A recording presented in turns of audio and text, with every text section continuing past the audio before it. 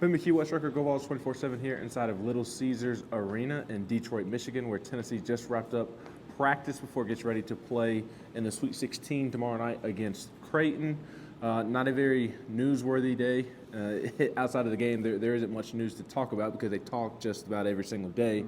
But one little tidbit, Santiago Vescovi not practicing today. He also did not practice yesterday in Knoxville before the team left for Detroit.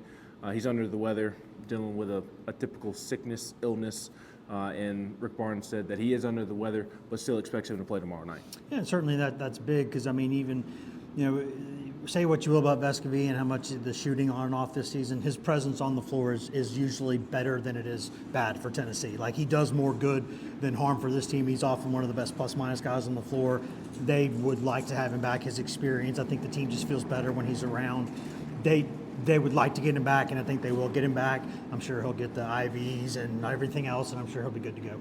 Yeah, and who knows? Maybe he has his Jordan flu game, and all of a sudden, all those threes that everybody's been wanting him to take and make, maybe they start to fall, and maybe it just took him getting sick. But you and I have been discussing throughout the day one of the key matchups that we think is going to take place is the matchup that Jonas Aidoo is going to have tomorrow night when they eventually tip the game off. Yeah, it's a big one. I mean, we're talking about it, and it's not always the case. It's not a foolproof formula, but a lot of times in Tennessee games, you watch Jonas Aidoo those first few minutes, you can kind of get an idea sometimes exactly, or get an idea at least where things are going, whether it's going to be one of those kind of nights or one of those kind of nights. It just kind of depends. And we've seen Aidoo this season, when there's not an imposing big man on the other side, Aidoo eats. When there is a big man in the way, sometimes he doesn't. Sometimes he, the Tolu Smiths and the Zach Eady's, put a pin in that one for a couple days. The Baycotts, Hunter Dickinsons, those types of guys. There's one of those guys tomorrow. Ryan Kalkbrenner is a 7'1", 270-pound beast. He is a big guy, great experience. I think athletically, Aidoo's a better player, but in terms of just being a big presence around the rim and a smart defender, these are the kind of matchups that Aidoo struggled with. If Aidoo plays well in this game, I think Tennessee has a really good chance to win it. If not, I think it puts a lot of other things in play. Absolutely. That is one of the matchups that everybody who covers Tennessee is circling. The other one, if not the first one, is 1A, 1B to me. But Tennessee's perimeter defense versus Creighton's Alabama style of attack offensively. And the only reason I say it's an Alabama style, not because Creighton is stealing what Alabama does or anything like that, but to familiarize those who are not familiar with Creighton. Offensively, it is very much like Alabama, a team that wants to get up a lot of threes or get to the rim. So a lot of pressure on Tennessee's perimeter defense that has played well, obviously, this season. Yeah, the metrics are big with Creighton in both ways, right? They when you have the ball and they're on defense, they're going to try to chase you off the three-point line, and they're going to try to keep things away from the rim, and they want you to take mid-range jumpers. And then on offense, they don't want to take mid-range jumpers. So they'll do that drop-back defense a little bit. They'll do different things, and then when they have the ball, they really, really, really like to space it out, move the ball, get to the rim, get threes. I think they hit 15 in that double overtime game against Oregon. They can get hot in a hurry, but they don't play a lot of guys. That's really the interesting part, is that they don't foul much, and they can afford to foul much because they don't play a lot of guys. If Tennessee gets them in foul trouble, that changes the game dramatically. So I think that's going to be one thing to watch too. But in terms of their offense, yeah, they've said, McDermott said today, that as good as UConn's defense is, Tennessee's might be better. So that's going to be a really good matchup. It will be.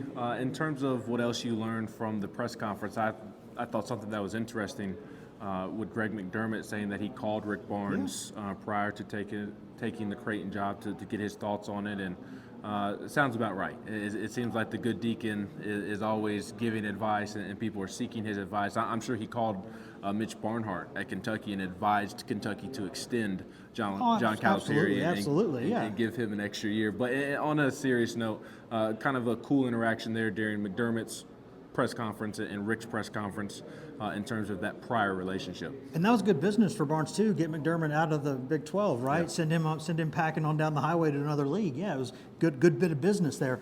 But no, that's who Barnes is. And as he's gotten older, these things are happening more and more often. Like, he is revered's not the right word, but a very highly respected figure in the coaching community because of the stability he's had in his programs, the fact that he's been able to, not always in this tournament, but consistently win at a high level throughout most of the year, the way he runs his program, the way his teams are fun to watch most of the time. There are people in this business who think very, very, very highly of Rick Barnes. And McDermott's one of those guys. And he said that he just could not think of a better guy to call than Rick Barnes when asking him about that job. And he would not be the first person to say that. And, look at how many of those former Barnes assistants are doing well in this tournament and other tournaments. And they're kind of, that coaching tree's building all the time. So, yeah, I mean, it's a neat subplot for sure. And I think it's one of the kind of neat stories about tomorrow. But you keep playing in this tournament, you're going to keep facing guys you don't want to face, both because their teams are good and because you personally like and respect them so much. Because Barnes said every single time they've ever played Creighton, he has taken something from, or McDermott's teams, he has taken something from their offense and used it in his own offense. So that's a two-way street there with the respect. Absolutely. It'll be a fun matchup tomorrow night inside of Little Caesars Arena here in Detroit, looking at about a 10:30 p.m. Eastern tip-off, 25 minutes following the conclusion of Gonzaga and Purdue. There it is. They're tipping off at 7:39 p.m. Eastern, I believe, so 25 minutes after that Is one the Creighton ends. behind my head? Yeah, there's Tennessee. Creighton. Of course it's behind your big head. Why would it not be? Granted, my big head is practically taking up this entire March Madness sign behind me. So we've got plenty of coverage here in Detroit. Transcripts are already up. Press conference videos are up. We've got some stories that we're working on. We're going to have an extended podcast later this evening. So plenty of content as Tennessee tries to punch its tickets to its second ever Elite Eight against Purdue or Gonzaga. So he's Wes Rucker. I'm Ben McKee, GoVols247.com here in Detroit, Michigan.